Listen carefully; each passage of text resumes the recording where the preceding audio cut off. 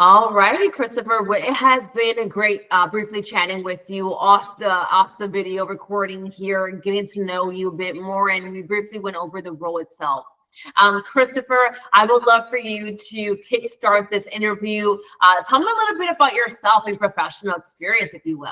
Yeah, so currently I'm the chief people officer for a company called Kafua Management. We are the largest franchisee of Dunkin' brands. We operate in 7 states. We have right now 417 stores, added an additional 13 stores on Friday, and we have a total employee population of just over 4,230. Um, Previous to that, I was with a company called Carlos Bakery. Carlos Bakery is most known for a television show Cake Boss. There, we grew our locations from 2 locations to 77. Right before the pandemic hit, we decided not to renew our television contracts with Discovery Networks. Our stores sales dropped, and we did have to look at other um, areas of revenue, and we did wind up shutting down a number of our locations. With that, I became in addition to my HR role, I was HR, but then I was also international operations. So opened up in Brazil. We started our Canadian franchise with our vending machines. And then we have Dubai, Bahrain, Italy. Those are all under my umbrella, launching not just the people side, but operationally as well. That sounds Uh, amazing. and then previous to that, I was with Disney and a company called, I was with Disney directly, and then with a company called Patina Restaurant Group. With Disney, I was started as the HR business partner. I was in that role for about 20 days and then moved into a director of HR for resorts. And then from there, I went into a kind of unique position, which was a senior talent management consultant. My role was to go into our different lines of business and really understand what were some of the business objectives that they were not meeting, and then helping them come up with people related solutions to meet those objectives. So a lot of partnering within the operations, learning the business, really finding out what metrics are currently being used, what metrics can we use to help guide our decision making process, and making sure we have either the right individuals in the role, the right training programs in place for those roles, or if it's a complete organizational redevelopment that we have to look at. And then I would then make those plans with my team. We would then transition a training plan, implement those plans for the first 30 days, and then turn the operation back over to our operational partners. That sounds amazing. You gave me a very clear detail as far as what professional background looks like. I know you mentioned you worked for Carlos's Bakery, you worked for Disney World, you've worked for a restaurant as well, a few other franchises. Mhm. You've worked with people-related solutions. You've done, metrics, implementing solutions overall. So as far as that, I would love to know what kind of systems you have utilized, kind of HRIS systems, if you've done payroll as well, what kind of systems? Tell me a little bit about that. Yeah, so right now I use ADP Workforce Now. We've used Paylocity, we use UKG. Those are the main ones that I'm familiar with. Perfect, perfect. So you've done payroll. Have you done more of the onboarding? You've done hiring, Of, terminations. Tell me a little bit about that. yeah, absolutely. So my philosophy from HR is from the moment that somebody decides they are going to apply for your organization through the end of their employment life cycle, all of the steps in between, it's all handled through myself and my department. Um, right now, we handle all of we do our custom job searches. We then have our, when you hit apply for a role, you're starting to be infused with the culture for that position from day one. Then through the onboarding and our pay and our orientation, um, HR is with you the entire step of that journey. So I personally do orientations within our organization for our multi-unit leaders and above, and I do those on a weekly basis. We try to do two in person, two virtual, each month for our GM and higher level positions. And then we have our HR coordinator who does our hourly positions if they are field based. And then our general managers in each of our locations typically handle the onboarding process for our hourly workforce that are inside actual units. Perfect, perfect. So you were there from the beginning all the way up to the end.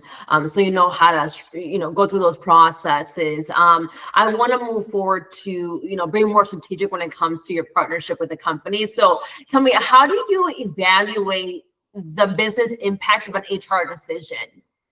Yeah, so there's a couple of metrics that I I'm very unique, right? So I'm that people person, right? So I'm always people first, but I need to be able to justify those people related decisions that we're making. So we use HR metrics for everything. Every month I put together a people P&L. It shows, what our open positions were, how long it takes us to fill a position, the cost to fill a position, and it gives you your average for the entire month. In addition to that, we look at what does our training look like, right? So if we have these training programs that are being launched, what is our compliance rate? Are we at the 80% or higher in completion for that? It tracks your overall business objectives because we work alongside operations very well. So we find out what are their business objectives and then what is the impact that our people or HR teams are doing to help drive those business results. So that's all summarized on our monthly P&L that we put out for our people teams. Wonderful. And you mentioned compliance. So I want to know, what steps do you take to ensure you're being fully compliant when it comes to the local and federal employment laws? Yeah, absolutely. So we operate in 7 states. So in this particular role where I'm at now, compliance was a little rough because we had a transaction. Because we are okay. I'm very transparent, so I'll tell you.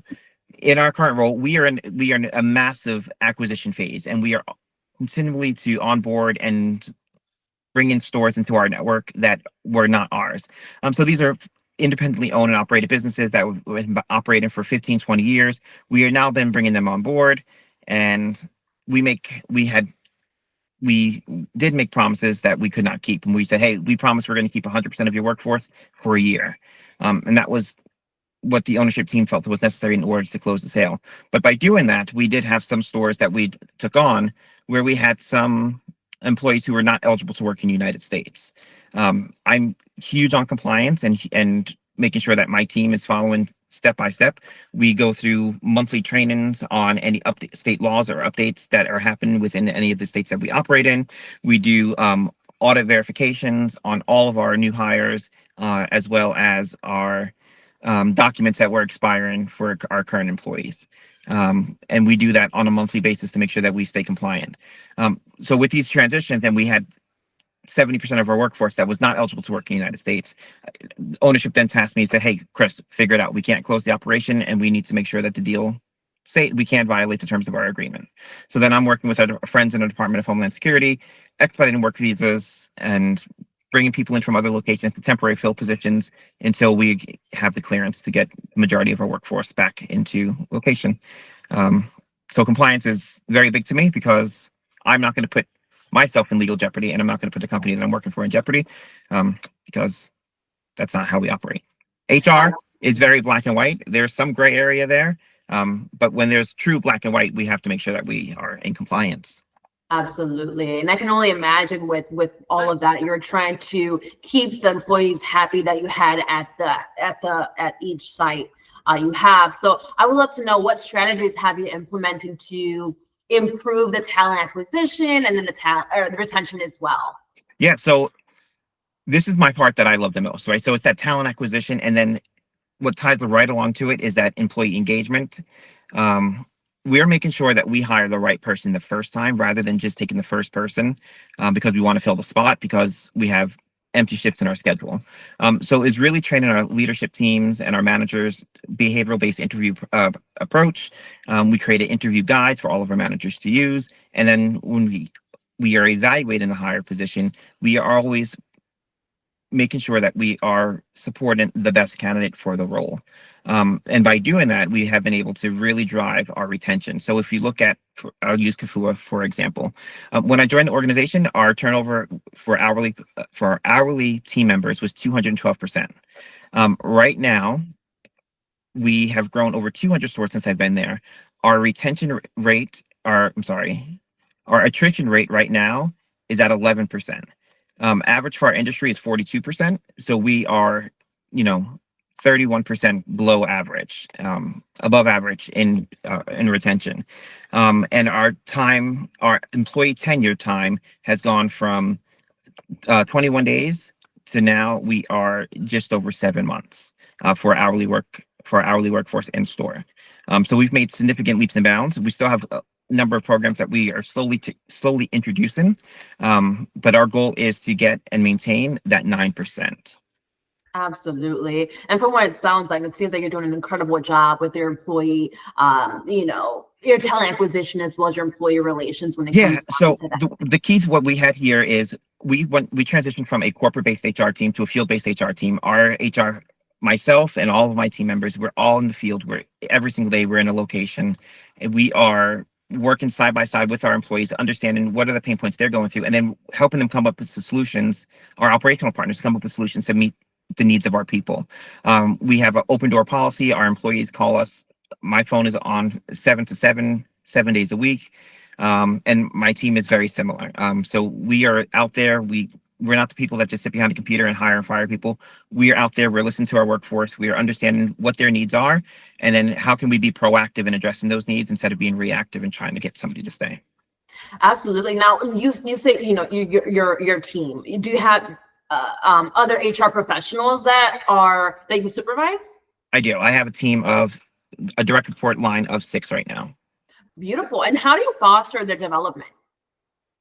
So we look at their strengths and we look at areas of opportunity. And then what we have done, for example, my director of talent acquisition is now my backup person for benefits, right? So they had no benefit experience. So they've been working alongside 1 day a week for the past 6 months, learning the ins and outs of benefits and what that entails. And then for example, my benefits manager, her partner, her shadow is actually with compliance. So she's the one who's our backup auditor, making sure that we're going through our employee files, making sure all of our T's are dotted, all T's are crossed and our I's are dotted.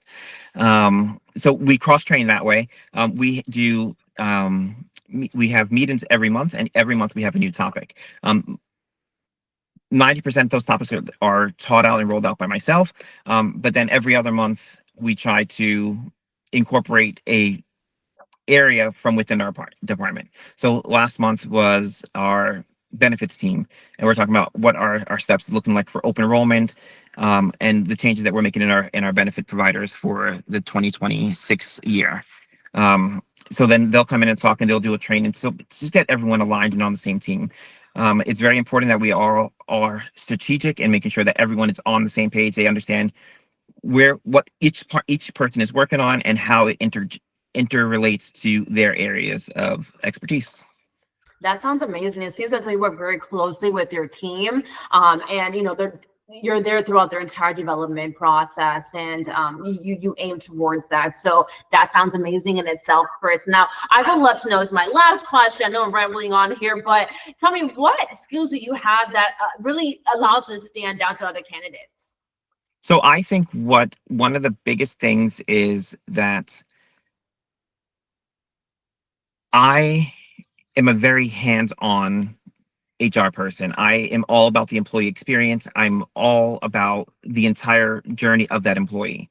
Right now, I have over 4,000 employees. I know personally probably 3,000 of them on a first name basis.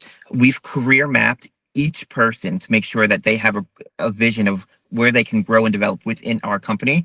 And if there's not an opportunity for them, what are the skill sets that I can provide them now? So when they move on to another role, they're better prepared. So when they go out and find another role, they can say, hey, listen, I gained the skills and experience with Kafua.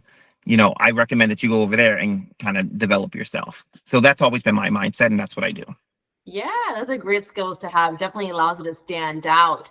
Well, Chris, it truly has been lovely chatting with you. I greatly appreciate your time. I know we had some technical funkies going on, but thank you for making it easy here and being open to this interview. So again, it truly has been a pleasure speaking to you and getting to know your professional background. I'm going to stop the recording here, but don't hang up on me. I want to continue chatting with you. Sure.